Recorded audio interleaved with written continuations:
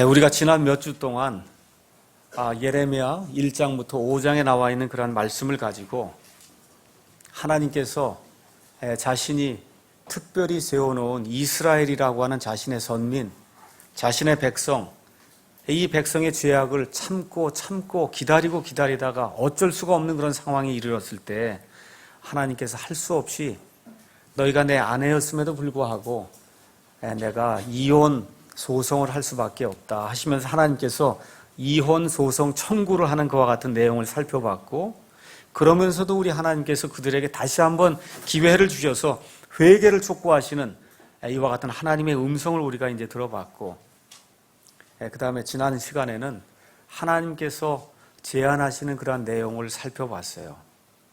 너는 예루살렘 온 거리를 두루 달려보면서 판단의 공의를 집행하는 자, 그 다음에 진리를 구하는 자, 그런 의인이 한 사람이라도 있는가 한번 살펴봐라.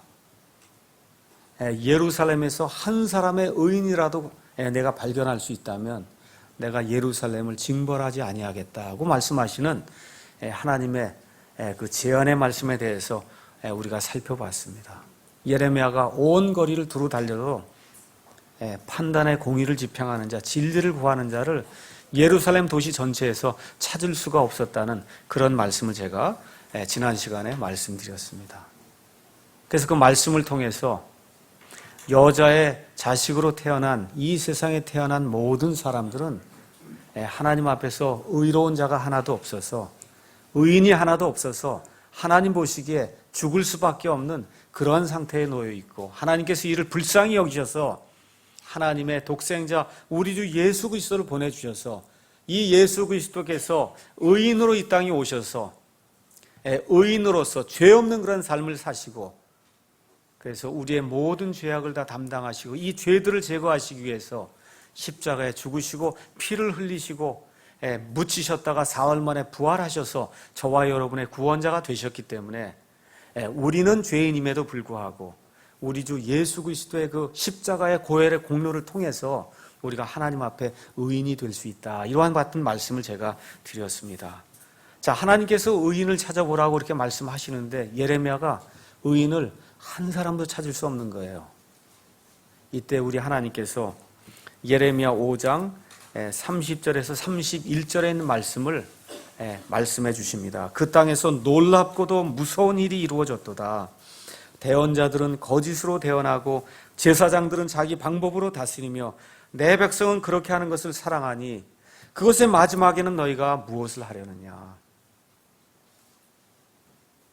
지금 유다 백성이, 유다라고 하는 그런 나라가 바람 앞에 등불과 같이, 촛불과 같이 지금 망하려고 하는 그런 찰나에 있는데도 하나님이 주신 이와 같은 경고의 말씀을 깨닫지 못할 때 하나님께서 너희가 마지막에는 도대체 무엇을 하려고 이와 같이 회개하지 아니하고 내게로 돌아오지 아니하느냐고 하나님께서 회개를 촉구하시는 그와 같은 말씀이 예레미야 5장 마지막에 이제 기록이 되어 있습니다.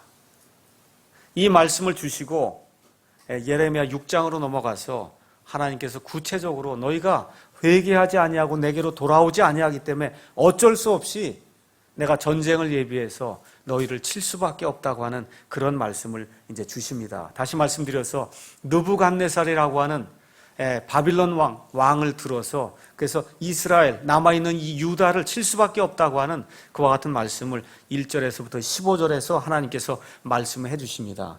2절 3절 가서 보니까 하나님께서 내가 시온의 딸 예루살렘 내 백성 유다를 아름답고 우아한 그와 같은 여인으로 만들었는데 이제는 전쟁으로 인해서 이 예루살렘이 폐허더미가 되고 그 안에 많은 아이들이 죽고 노인들이 잡혀가고 수많은 사람들이 포로로 잡혀갈 수밖에 없는 그와 같은 비참한 운명에 빠지게 된다고 우리 하나님께서 경고를 해주십니다. 왜 그러냐? 또 6절 가서 보니까 뭐라고 기록이 되어 있냐면 만군의 주가 이같이 말하였노라. 너희는 나무들을 베어 예루살렘을 향해 산을 쌓으라. 예루살렘이 높은 데 이제 위치해 있거든요. 그래서 이거를 정복하기 위해서는 나무를 베어서 사람들이 올라가서 그 성벽을 넘어가야 되기 때문에 지금 이렇게 산을 쌓아 올리라고 지금 이야기하고 있습니다. 이것은 징벌받을 도시니 그녀의 한가운데서 그녀는 온통 학대로다. 하나님께서 공의를 집행하고 정의를 집행하라고 그렇게 말씀하시는데, 예루살렘이라는 그 도시 안에는 하나님의 공의를 집행하는 일이 한 건도 없다는 거예요. 온통이 다 학대뿐이 없다고 지금 하나님께서 말씀하고 있습니다. 이와 같은 상태에 놓여있기 때문에 결국은 하나님의 징벌을 피할 수가 없고 결국 황폐한 땅이 될 수밖에 없다고 하나님의 말씀이 지금 8절에서 이야기를 하고 있습니다. 구체적으로 이렇게 된 이유를 다시 한번 살펴보면 10절에 가서 보니까 이렇게 기록이 되어 있습니다. 내가 누구에게 말하며 경고를 주어야 그들이 듣겠느냐.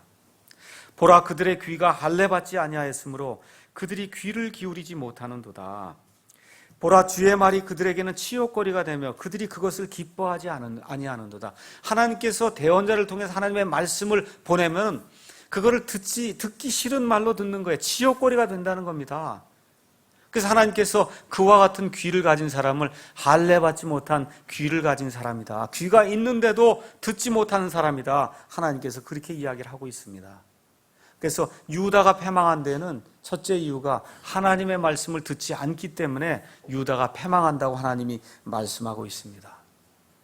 우리 예수님께서 이 땅에 오셔서 하나님이세요. 그 하나님이 오셔서 하나님의 왕국의 말씀을 선포해 주실 때에 마태복음 11장 15절 같은 데 가서 보니까 예수님이 얼마나 답답하시면 들을 귀 있는 자는 들을지어다 그렇게 말씀하시거든요. 여러분 다 두 귀 갖고 계시죠? 귀 갖고 계시죠? 근데 예수님이 들을 귀 있는 사람이 있고 들을 귀가 없는 사람이 있다고 이야기하십니다. 잘 들으셔야 돼요. 하나님의 말씀이 내게 무엇라고 이야기하는지 잘 듣는 사람이 하나님을 기쁘게 할 수 있는 사람이고 하나님의 멸망에서 벗어날 수 있는 사람이라고 성경이 이야기하고 있습니다. 계시록에 가서도 계시록 2장 3장에 그 7교회에 하나님께서 각각의 그 교회에 주시는 말씀을 다 주시고는 각 교회 맨 끝에 가서 성령님께서 교회에 하시는 말씀을 들을지어다 들을지어다 들을지어다 하고 7번이나 하나님께서 귀를 가지고 하나님의 말씀을 청종해서 들으라고 우리에게 이야기를 하고 있습니다. 자, 하나님께서 전쟁을 선포하신 또 다른 이유는 13절에 나와 있습니다. 이는 그들의 가장 작은 자로부터 그들의 가장 큰 자에 이르기까지 다 탐욕에 빠지고 대언자로부터 제사장에 이르기까지 다 거짓으로 행하기 때문이다. 이렇게 이제 기록이 되어 있습니다. 다시 말씀드려서 예루살렘 그 도시 안에 유다라고 하는 그 나라 안에 깨달을 수 있는 그런 지경에 있는 사람은 큰 자든 작은 자든 어린아이든 아니면 노인이든 몽땅이 다 탐욕에 빠져서 물질 우상을 숭배를 하고 하나님을 하나님으로 대접하지 아니하고 하나님이 기뻐하지 아니하는 거짓말을 가지고 거짓으로 행하는 그런 사람들이 되었기 때문에 하나님의 심판이 임할 수밖에 없다고 우리에게 경고해 주십니다. 그 다음에 또 하나 세 번째 이유가 14절에 나와 있어요. 그들이 또한 내 백성의 딸의 상처를 조금 고쳐주고는 평안이 없는데도 말하기를 평안하다 평안하다 하여도다. 지금 성경이 그렇게 이야기를 하고 있습니다. 다시 말씀드리면 하나님의 사역자라고 하는 사람들이 이 백성에게 진정으로 평안이 없는데도 불구하고 평안하다 평안하다 평안하다 너희가 이 길로 행하면 잘 된다고 거짓말로 대언을 하기 때문에 하나님의 심판이 임할 수밖에 없다고 성경이 우리에게 이야기해주고 있습니다. 이 말씀 평안하다 평안하다는 이 말씀은 8장에도 또 나와요. 또 똑같은 것 같은 사람들이 하나님의 말씀이 회개하고 돌아오라고 이야기하는데도 불구하고 그렇게 할 필요가 없다고 평안하다 평안하다 일이 잘 된다 복이 임한다라고 거짓으로 이 백성을 축복하는 그와 같은 일이 있기 때문에 하나님의 심판이 임할 수밖에 없다고 성경이 우리에게 이야기를 하고 있습니다. 우리 주변의 교회들 한번 가서 살펴보세요. 매일같이 선포되는 말씀이 어떤 말씀이에요? 복 받는다. 복 받는 것 외에는 특별한 말씀이 별로 없습니다. 무언가 좀 복을 받는다고 하는 그런 말씀, 너희가 잘 된다고 하는 그런 말씀, 그거 외에는 들을 말이 거의 없을 정도로 이 세상의 모든 교회들이 타락한 이와 같은 상태에 놓여 있습니다. 그러면서 또 하나님께서 이 백성을 심판할 수밖에 없는 그 이유를 15절에 말씀해 주십니다. 그들이 가증한 짓을 행할 때 부끄러워하였느냐? 아니라 그들이 조금도 부끄러워하지 아니하였으며 얼굴을 붉히지도 아니하였다. 잘 들으셔야 돼요. 악한 일을 행하면서도 이게 악한 일이다 이런 생각을 못하고 전혀 부끄러워하지 않는다는 거예요. 여러분이 신문이나 아니면 텔레비전 또 인터넷을 통해서도 들으셨을 겁니다. 2012년 9월 25일에 감리교 교단에서 우리 감리교회는 이번부터 목사가 아들에게 이 교회를 넘겨주는 이 세습을 법으로 금합니다 하고 결의를 했습니다.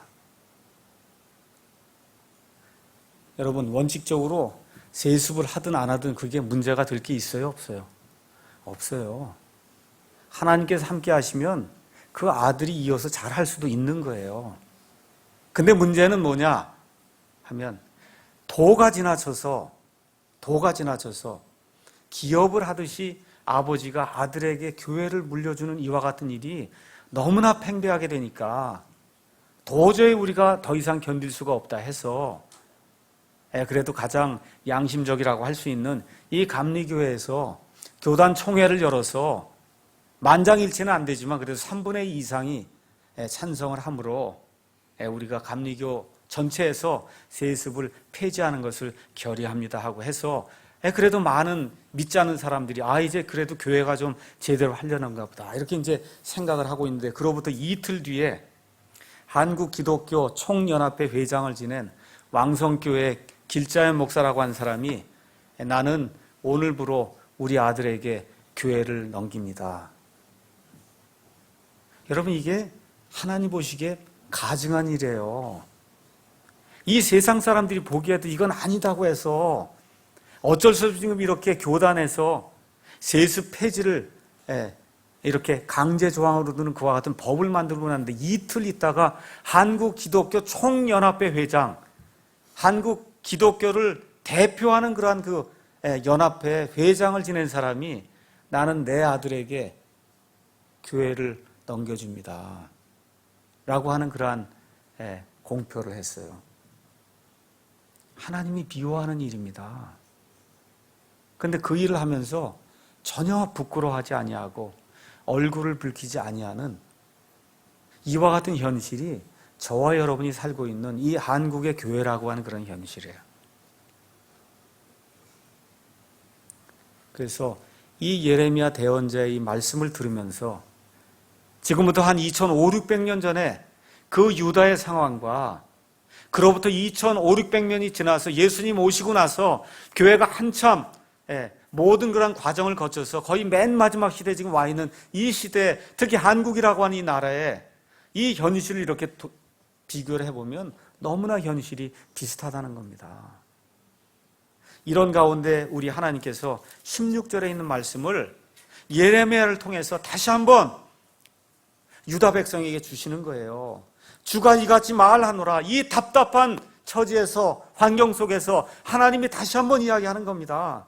너희는 길들 가운데 서서 보며 옛 행로들 곧 선한 길이 어디 있는지 물어보고 그 길로 걸어라. 그리하면 너희가 너희 혼을 위한 안식을 얻으리라. 우리 하나님이 다시 한번 또 회개를 촉구하는 겁니다.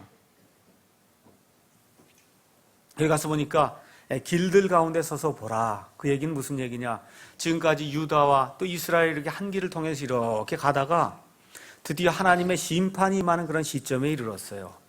그래서 어떤 길이 있느냐 하면 두 길로 나뉘게 된 거예요. 두 길로 나뉘게 됐어요. 가서 서서 보니까 갈림길에 지금 와 있는 겁니다. 하나님이 원하시는 그런 방법으로 하나님의 뜻을 따라서 이 길로 가야 할지 아니면 지금까지 오던 그 길 그대로 해서 그냥 그 길로 나가야 될지 지금 갈림길에 서 있어요. 유다라고 하는 그런 나라가 갈림길에 서 있습니다. 근데 하나님께서 뭐라고 말씀하시냐? 이 갈림길에서 선한 길이 어디 있는가 잘 살펴보고 내가 원하는 옛부터 하나님의 사람들이 살아오고 걸어오던 그 옛길, 옛 행로, 선한 길이 어디인가 물어보고 그 길로 걸으라고 하나님이 유다 백성에게 회개를 촉구하는 그와 같은 말씀을 주십니다. 그래서 오늘은 선한 길로 걷자라고 하는 그런 제목을 가지고 하나님께서 원하시는 선한 길이 무엇이고 그 길로 걷지 않을 때 어떠한 일이 생기는가, 여기 예레미야 6장에 나와 있는 말씀을 통해서 한번 살펴보려고 합니다. 저와 여러분이 하나님께서 허락하시면 70세, 80세, 요새 같은 경우 90, 100세까지 이제 살게 됩니다. 사람이 살다 보면 이렇게 길을 가다가 꼭 갈림길을 만나게 됩니다. 이쪽을 가야 될지 저쪽을 가야 될지 갈림길을 꼭 만나게 돼요. 우리 민족도 이번 12월에 누구를 선택해야 될지 지금 갈림길에 서 있어요. 맞습니까? 이 셋 중 안에 누구를 이제 하나 선택해야 될 갈림길에 지금 서 있습니다. 한국교회도 하나님께로 회개하고 돌아가야 할지, 아니면 지금까지 해오던 그런 관습을 그대로 유지하면서 하나님이 원치 않는 그 파멸의 길로 계속 가야 될지 지금 갈림길에 놓여 있어요. 우리 사랑 침례교회도 마찬가지입니다. 하나님께서 지금까지 한 4년 동안 복을 주셔서 이렇게 예배 쳐서도 좋은 곳으로 마련해 주시고 많은 사람들이 올 수 있는 이와 같은 교회로 만들어 주셨지만 저와 여러분이 여기에 머물러 있으면 파멸의 길이 될 수밖에 없습니다. 제가 이번 주에 문자로도 말씀드렸지만 이 교회를 다니면서도 왜 우리가 킹제임스 성경을 쓰는지 모르는 이와 같은 답답한 심령들이 많이 있어요. 이게 파멸의 길입니다. 왜 우리가 이 성경을 쓰는지 그것도 모르면서 이 교회가 편하니까, 헌금을 강조하지 않으니까, 자유로우니까, 예배에 빠져도 뭐라고 얘기하지 않으니까 나는 이 교회가 좋다 이런 마음으로 나오면 그게 파멸의 길입니다. 이 목사가 제일 두려워하는 것이 바로 그거예요. 여기 있는 많은 성도들이 방종의 길로 갈까 봐 제가 굉장히 두려워합니다. 그렇다 그래서 제가 여러분의 자유를 침해하는 그와 같은 일을 하고 싶지는 않습니다. 하나님의 영이 여러분 안에 있으면 그 영이 그대로 놔두지 않을 것이라고 제가 확신하기 때문에, 하나님의 영이 여러분 안에 살아계시면 그대로 두지 않을 것이라는 확신이 제가 있기 때문에 여러분의 자유를 제가 침해하지 않습니다. 그럼에도 불구하고 저와 여러분이 지금 갈림길에 서 있어요. 우리가 어떻게 행하는 것이 하나님이 기뻐하시는 것인가, 이거를 취사 선택할 그와 같은 갈림길에 서 있습니다. 사람이 이제 크면 결혼 생활을 합니다. 처음에 사랑한다고 그러고 이게 결혼하는데 시간이 어느 정도 지나다 보면 많은 경우에 갈림길에 서게 될 때가 있습니다. 내가 계속 살아야 되나? 이혼하고 헤어져야 되나? 참 이와 같은 일들을 제가 듣게 되고 저 자신이 그와 같은 일들을 보게 될 때 너무나 가슴이 아파요. 인간적으로 봐서는 헤어지는 것이 더 좋은데 하나님 보실 땐 그게 아니기 때문에 정말 이거를 어떻게 제가 조언을 줄 수도 없고 너무너무 답답할 때가 많습니다. 이런 결혼 생활에 갈림길에 놓여 있는 그런 분들이 우리 가운데 또 있을 겁니다.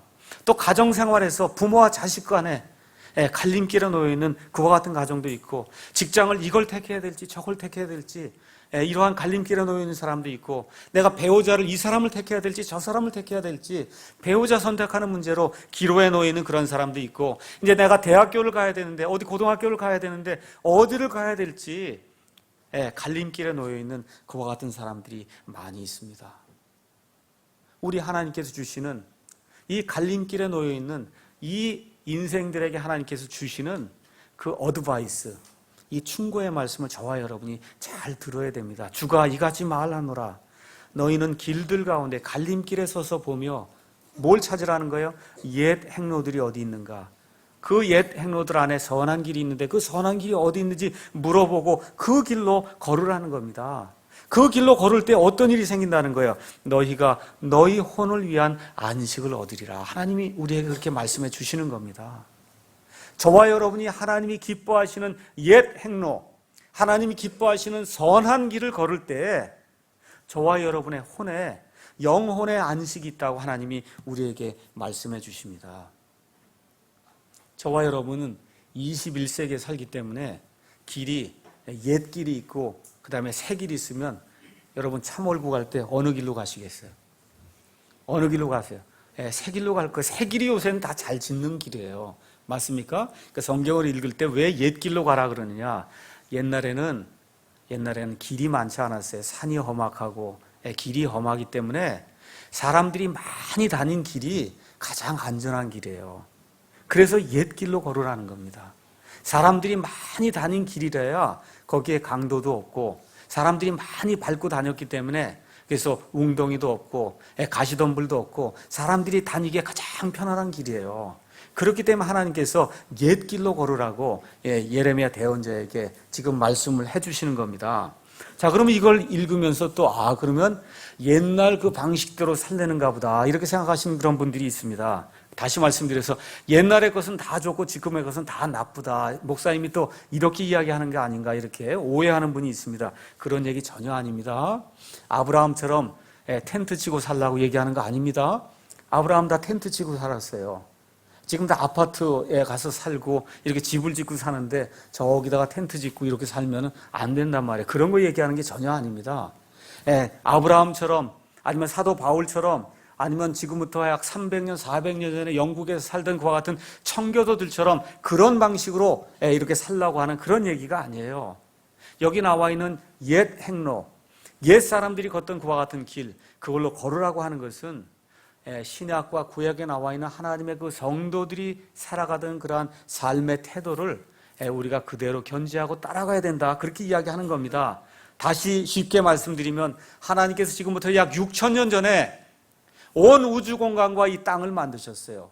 그 이후로부터 아담과 이후를 만드신 그 이후부터 지난 6,000년 동안 하나님의 사람들이 굳건하게 지키면서 살아왔던 그와 같은 길이 있다는 겁니다. 하나님의 백성들이 걸어온 그러한 길이 있다는 거예요. 그 길이 무엇인가 성경 말씀을 통해서 자세히 살펴보고 하나님이 원하시는 그 선한 길로 걸을 때 저와 여러분에게 영혼의 안식이 있을 것이라고 하나님이 우리에게 말씀해 주시는 겁니다.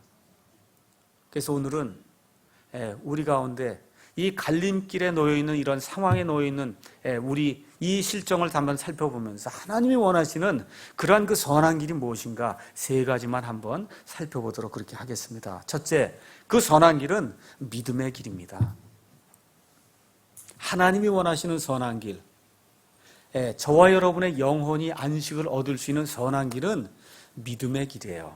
히브리서 11장 6절에 하나님께 나오는 자는 하나님께서 계시는 것과 또 하나님께서 부지런히 자기 일을 찾는 그 자들에게 보상해 주시는 분이심을 믿어야 한다. 그렇게 이야기를 하고 있습니다.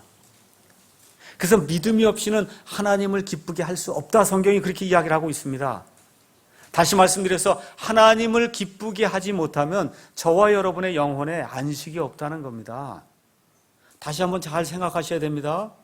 하나님을 기쁘게 하는 일이 없이는 우리가 이 세상 사는 거 기쁜 것 같아도 그 끝이 멸망의 길이라고 하나님이 이야기하세요. 하나님께 영광이 되는 길, 하나님을 기뻐하는 길, 하나님께 기쁨이 되는 길, 그 기쁨이 되는 길이 저와 여러분의 영혼에 안식을 주는 길이라고 성경이 우리에게 이야기를 하고 있습니다. 우리 다 같이 창세기 4장 말씀을 잠깐 보도록 하겠습니다.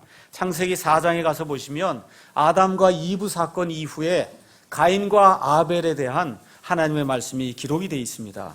4장 3절에서부터 5절 가서 보니까 시간이 흐른 뒤에 가인은 땅의 열매 중에서 주께 헌물을 가져왔고 아벨도 자기 양떼의 첫 새끼들과 그것들의 기름 중에서 가져왔는데 주께서 아벨과 그의 헌물에는 관심을 가지셨으나 가인과 그의 헌물에는 관심을 갖지 아니하셨으므로 가인이 몹시 분을 내고 그의 얼굴빛이 변하니라. 이렇게 기록이 되어 있습니다.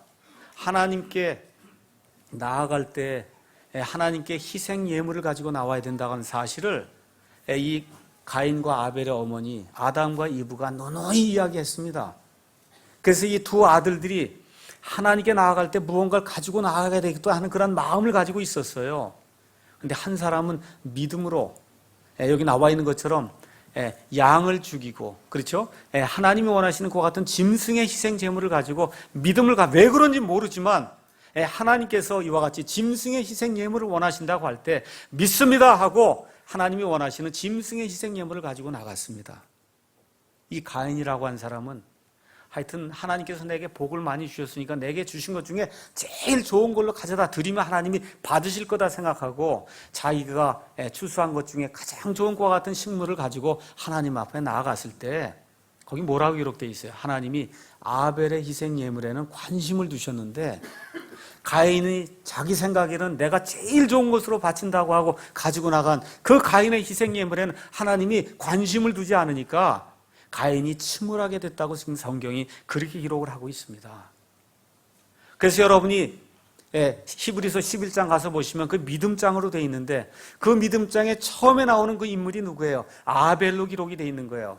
그래서 믿음으로 아벨은 하나님이 원하시는 그와 같은 희생 예물을 드려서 그래서 하나님이 받으시는 그와 같은 희생 예물이 되도록 그렇게 만들었다고 히브리서 11장 4절이 우리에게 이야기를 하고 있습니다. 그러니까 다시 말씀드려서 하나님을 기쁘시게 하는 것, 그래서 그 가운데서 우리가 안위를 얻을 수 있는 유일한 길은 믿음의 길이라고 성경이 우리에게 이야기를 하고 있습니다.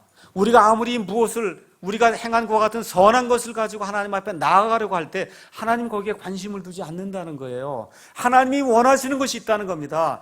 이 시대에 우리 하나님께서 원하시는 것은 하나님께서 이 땅에 보내신 자신의 아들 그 예수 그리스도께서 십자가에 흘리신 그 보혈의 공로, 하나님 오직 그것만 보시겠다고 말씀하시는 겁니다. 내 의가 아니라 하나님 저는 아무것도 없습니다. 내 의는 걸레 누더기와 같습니다. 우리 예수님께서 십자가에 흘리신 그 보혈의 공로, 그것만으로 저를 쌓아주시면 제가 그 피보자기 안에 들어가서 하나님 앞에 의로운 사람으로 설 수가 있습니다 하는 이와 같은 심령으로 서는 것, 그것 하나만 하나님이 원하신다는 겁니다. 이 이스라엘 백성이 믿음을 저버리고 그리고는 어떻게 해요? 하나님을 알지 못한 채, 하나님의 의를 알지 못한 채 자기 의를 세우려고 한 2000년 동안 하나님을 배반한 그와 같은 역사가 성경에 이제 기록이 되어 있는 겁니다. 20절의 말씀 한번 가서 보겠습니다. 6장 20절. 하나님이 말씀하시는 겁니다. 무슨 목적으로 세바에서 내게로 향을 가져오며 먼 나라에서 향품을 가져오느냐? 너희의 번제 헌물들은 내가 받을 수 없으며 너희의 희생물들은 내게 향기롭지 아니하니라. 지금 여기 하나님이 뭐라고 얘기하는 거예요? 너희가 먼 나라에서 좋은 향품 사오고 냄새가 좋은 것 같은 향을 가져다 내 앞에 피는데 그거 아무 소용이 없다는 거예요. 다른 말로 이야기하면 그것은 가인의 제물이다. 하나님이 그렇게 이야기하는 겁니다. 소용이 없다는 거예요. 여기 예배당을 뭐 화려하게 꾸미고 뭐 전자올겐을 갖다 놓고 파이프 올겐을 갖다 놓고 무언가 열심히 뭐 하는 것 같아도 하나님이 오실 때 그게 가인의 제물이면 아무 소용이 없다고 하나님이 이야기하는 거예요. 내 뜰을 헛되이 밟는다. 하나님이 그렇게 이야기하는 겁니다. 그래서 하나님이 기뻐하시는 것은 믿음의 길이에요. 믿음으로 내가 이것을 행하고 있는가? 우리가 킹제임스 성경이 하나님의 말씀이라는 거 어떻게 할 수 있어요? 어떻게 하세요? 믿음으로 하는 겁니다. 맞습니까? 믿음으로 하는 거예요. 왜 믿음으로 하나요? 하나님께서 하나님 자신의 말씀들을 영원토록 보존해 주시겠다고 했기 때문에 지금 이 시대에도 하나님이 보존해 주신 말씀이 있어야 된다고 우리가 믿는 거예요. 그 모든 성경을 살펴보니까 킹제임스 성경 외에는 다 하나님의 말씀에 부족하다고 우리가 판단이 되기 때문에 이 하나님의 말씀이 킹제임스 성경이라고 우리가 믿는 겁니다. 그래서 이 사람들이 가인의 제물을 가지고 하나님 앞에 자꾸 나아가게 될 때는 어떤 일들이 생기냐? 21절에 뭐라고 기록이 되어 있냐? 그러므로 주가 이같이 말하노라. 보라, 내가 이 백성 앞에 걸려 넘어지게 하는 것들을 두리니 아버지들과 아들들이 함께 그것들에 걸려 넘어지며 이웃과 그의 친구가 함께 멸망하리라. 잘 들으셔야 돼요. 하나님께 뭔가 제물을 가져다 드립니다. 그럼에도 불구하고 하나님이 원치 않는 것과 같은 재물을 자꾸 가져오면서 종교 생활하면 하나님 뭐라 그래? 너희 앞에 내가 걸려 넘어지게 하는 이 돌을 두겠다는 거예요. 그 돌에 아버지도 걸려 넘어지고 아들도 걸려 넘어지고 해서 그 나라가 멸망할 수밖에 없다고 하나님이 우리에게 경고의 말씀을 주시는 겁니다. 그래서 우리 주 예수님께서 하나님의 아들로 이 땅에 오셨음에도 불구하고 유대인들이 예수님이라고 하는 그 돌에 걸려 넘어지는 그 돌에 넘어져서 지난 2000년 동안 온 세상을 떠돌아다니는 유랑민족이 된 것을 저와 여러분이 꼭 기억을 하셔야 됩니다. 그러니까 믿음의 길로 행하지 아니하고 내가 무언가 내 행위를 가지고 하나님 앞에 나아가려고 하게 되면 그 행위 자체가 우리를 걸려 넘어지게 만드는, 이 실족하게 만드는 그와 같은 돌이 된다고 성경이 우리에게 이야기를 하고 있는 겁니다. 그래서 이 믿음은 보지 않고 통찰력을 가지고 신뢰하는 거예요.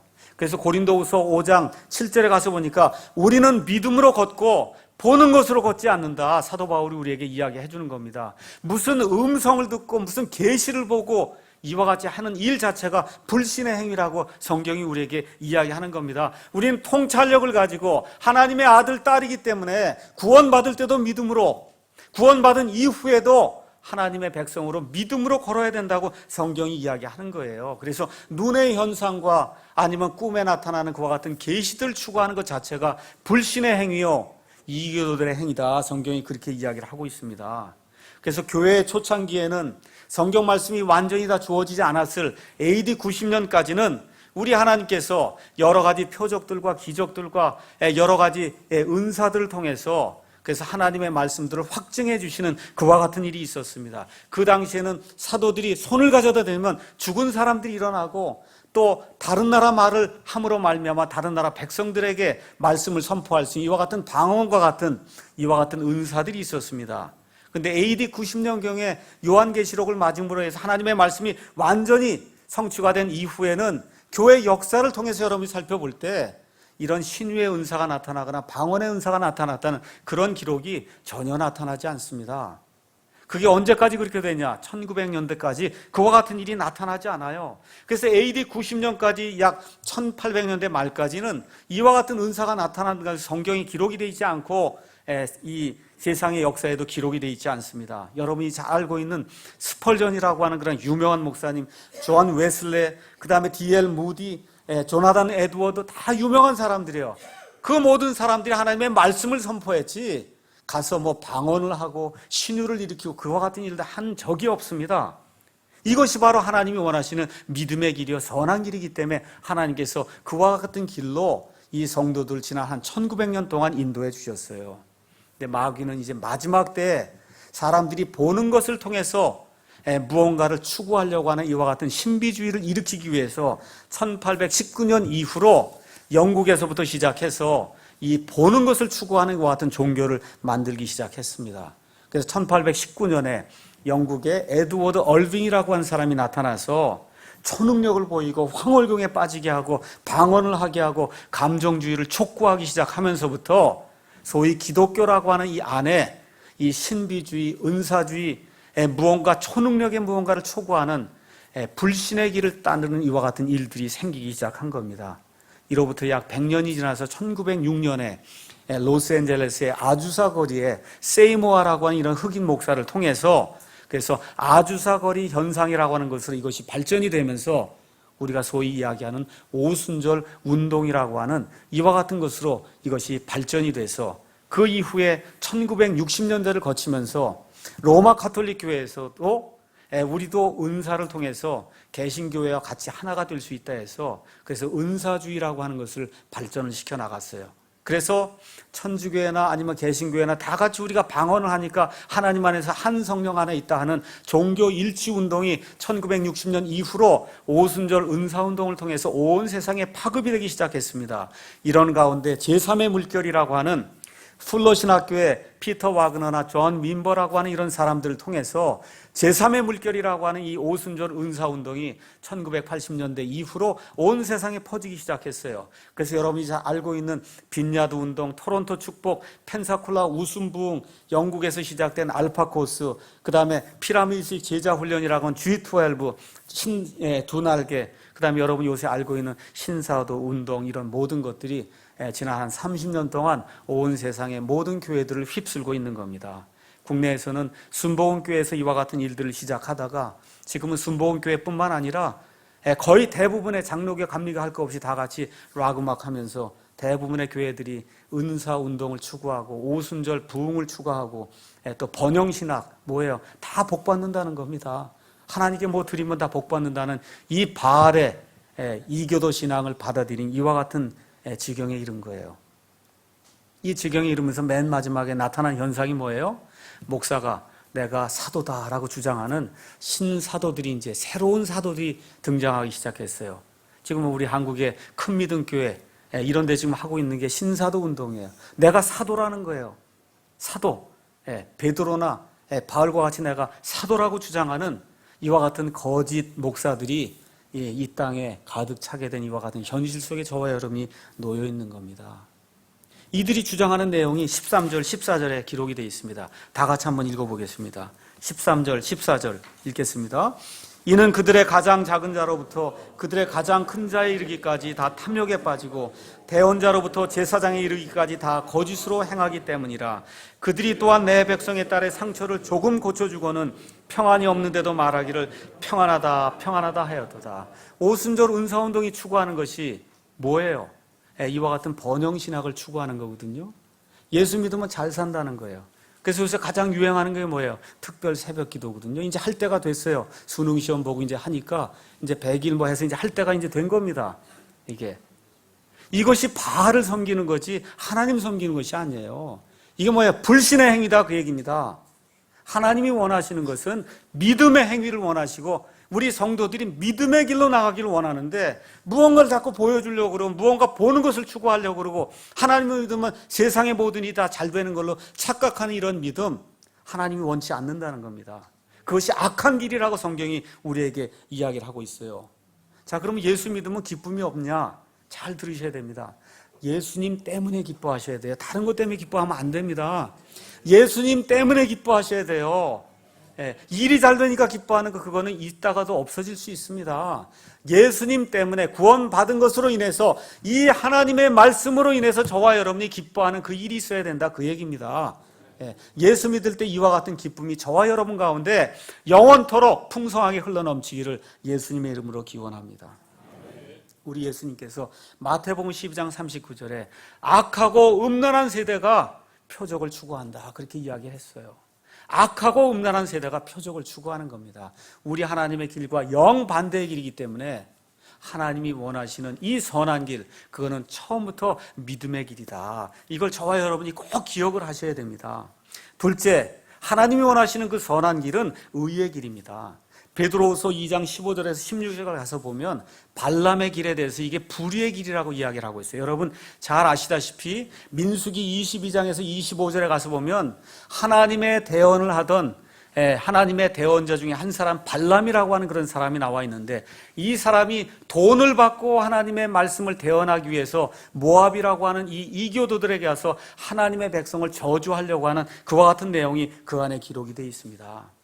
하나님의 사람이 정당한 방법으로 의롭게 삭슬 구하고 보수를 구해야 되는데 그것이 아니라 무언가 불의의 삭스로 자기의 재물을 얻어서 자기를 살찌우려고 하는 그와 같은 일을 한다. 성경이 지금 그렇게 이야기를 하고 있습니다. 하나님이 예레미야 당시에 그 당시에 대언자들과 제사장들에게 이야기하는 내용이 뭐예요? 너희가 불의한 방법으로 보수를 구하지 말라는 겁니다. 교회가 불의한 방법으로 재물을 축적하지 말라고 하나님이 우리에게 이야기해주고 있어요. 고린도전서 9장 14절에 가서 보니까 복음을 선포하는 자들이 복음으로 말미암아 살리라고 이야기했습니다. 이 이야기는 무슨 얘기냐? 하나님의 말씀을 선포하는 사역자들이 이렇게 교회를 하게 될 때 하나님의 백성들이 그 사역자가 먹고 입고 살 수 있는 그와 같은 환경을 제공해 줘야 된다고 성경이 이야기하는 겁니다. 그건 의로운 방법이에요.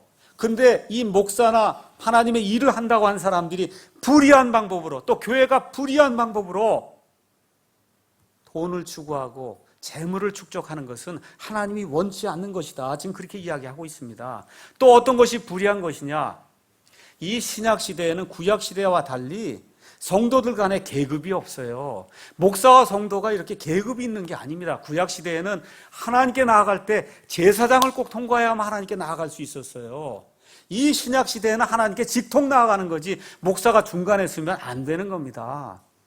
근데 이 계시록 가서 보시면 계시록 2장에 AD 90년경에 이미 니골라당이라고 하는 그와 같은 무리들이 생겨서 하나님의 이 성도들을 짓누르고 구약시대의 제사장처럼 행하려고 하는 그와 같은 무리들이 생길 때 우리 예수님께서 니골라당을 너희가 미워하는데 나도 그것을 미워한다고 우리 예수님이 말씀해 주십니다. 그래서 신약교회의 가장 큰 특징이 뭐냐? 계급체계가 없는 거예요. 계급체계가 없는 겁니다. 그래서 AD 300년까지 교회가 큰 핍박을 당하는 가운데 마귀가 이 방법으로는 이 교회를 더 이상 핍박할 수 없구나 해서 들여온 방법이 뭡니까? 혼합작전을 쓴 거예요. 그래서 AD 313년에 모두가 다 종교의 자유를 가질 수 있다. 이렇게 해서 소위 이야기하는 기독교를 국가의 교회로 만드는 그와 같은 일이 이제 시작이 되면서 종교의 자유가 시작이 됐는데 이것이 잘못된 방향으로 나가기 시작하면서 종교가 정치와 하나가 돼서 정치를 주무르는 이와 같은 것으로 기독교가 타락하기 시작해서 어떤 일이 생겼어요? 천주교회라고 하는 하나님이 원치 않는 음료교회가 이 땅에 생기게 된 겁니다. 이와 같은 불의의 길을 하나님이 미워한다는 거예요. 그래서 계시록 17장 18절에 가서 보니까 뭐라고 이렇게 돼 있어요? 내 백성아 그녀에게서 나오라고 이야기하고 있는 겁니다. 내 백성아 그녀에게서 나와라. 그녀에게서 나와서 그녀가 받을 그와 같은 벌을 너희가 받지 말라고 우리 하나님이 회개를 촉구하면서 이야기하는 거예요. 이 불의한 것, 교회 안에 계급 조장하는 것, 또 교회가 이 정치와 하나가 돼서 이 세상을 지배하려고 하는 것, 이것 하나님이 원치 않는 그와 같은 길이라고 이야기하고 있습니다.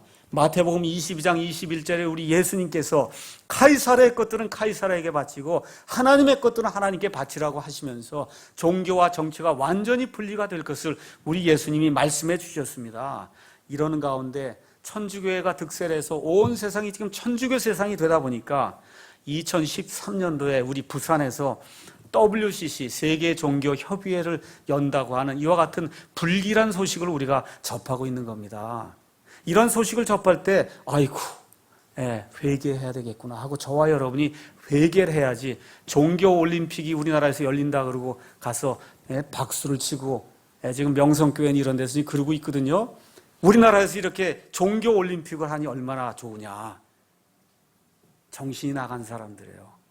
하나님이 원치 않는 불의의 삭슬 추구하는 거짓 대언자들입니다.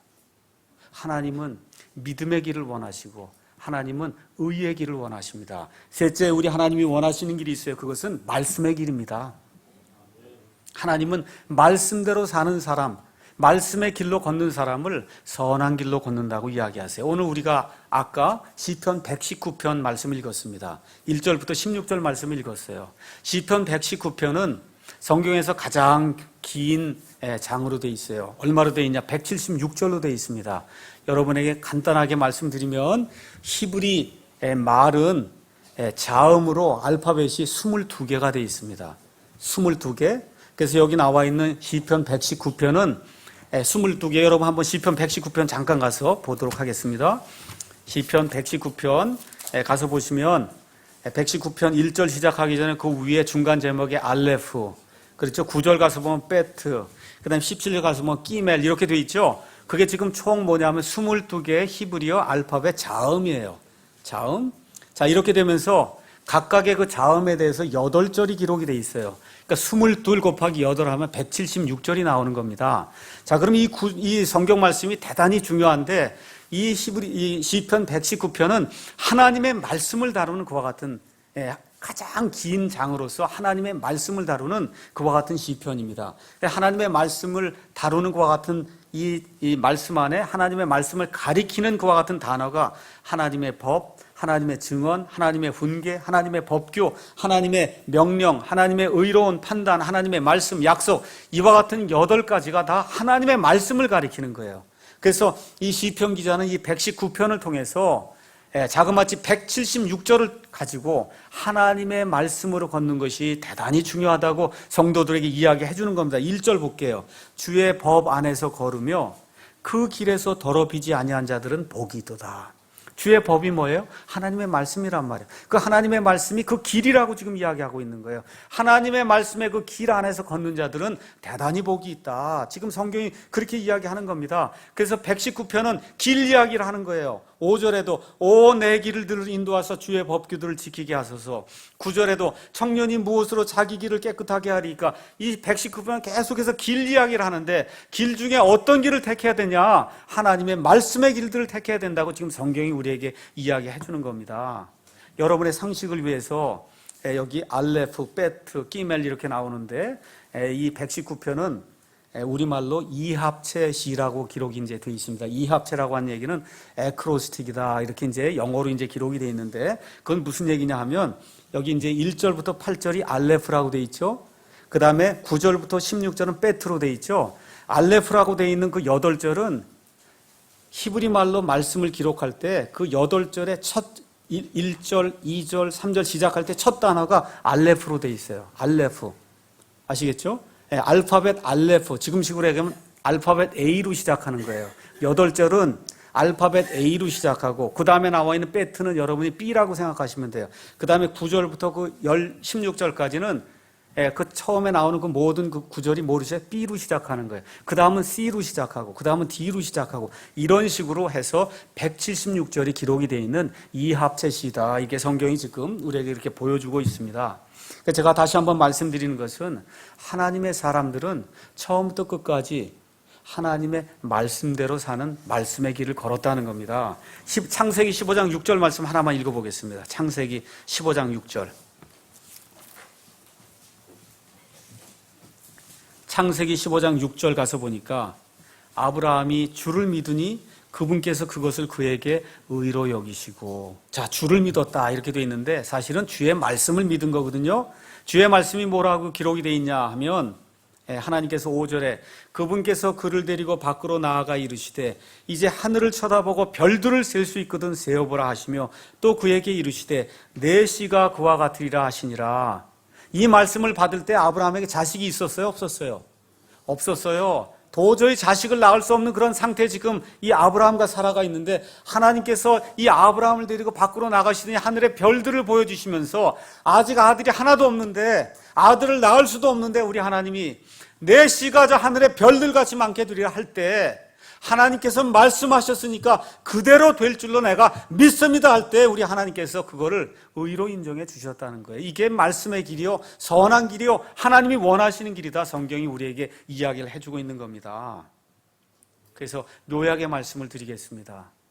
저와 여러분이 인생을 사는 가운데 살다 보면 꼭 갈림길에 놓일 때가 있어요. 이거를 선택해야 되냐, 저거를 선택해야 되냐, 갈림길에 놓일 때가 있습니다. 우리 교회도 마찬가지고 갈림길에 놓일 때가 있어요. 우리 민족이 이제 갈림길에 지금 놓여 있습니다. 선진국으로 잘 올라가서 좀 하나님 기뻐하신 그런 나라로 갈 건지 아니면 아르헨티나, 브라질처럼 쭉 미끄러져서 그래서 다시 저 밑으로 내려가는 그런 삶을 살 건지 하나님을 경외하고 살 건지 하나님을 무시하고 멸시하고 파멸로 갈 건지 지금 우리 앞에 지금 놓여 있는 이와 같은 상태에 있습니다. 이때 우리 하나님이 말씀해 주신 말씀을 잘 기억하셔야 돼요. 하나님이 옛 사람들이 걷던 내 사람들이 걷던 옛 행로들 선한 길이 어디 있는지 물어보고 그 길로 걸어라. 그 선한 길은 크게 세 가지라고 얘기했어요. 첫째, 믿음의 길입니다. 둘째, 의의 길이에요. 셋째, 말씀의 길입니다. 이 세 가지를 기억하시고 저와 여러분이 갈림길에 설 때마다 내가 믿음으로 행하는가, 내가 교회 목사로 의롭게 행하는가, 내가 하나님의 말씀대로 그대로 말씀의 길로 걷고 있는가, 무언가 보는 걸 추구하는가, 이와 같은 것들을 잘 생각하시면서 걸을 때 거기 가서 보니까 뭐라 그랬어요? 그 길로 걸으면 저와 여러분의 영혼이 안식을 얻겠다고 하나님이 우리에게 약속해 주셨습니다. 그래서 이 말씀을 기억하시면서 이번 한 주간 사시면서 내가 선한 길로 걸어야 되겠구나, 하나님의 그 옛사람들이 걸어갔던 그 길, 믿음의 길, 의의 길, 그 다음에 말씀의 길 안에서 걸으며 하나님을 기쁘게 할 때 내 영혼에 안식이 임할 것이다 이렇게 생각하시고 일주일 동안 걸으실 때 하나님의 복이 여러분과 저의 가정 위에 넘칠 줄로 믿습니다. 기도하겠습니다.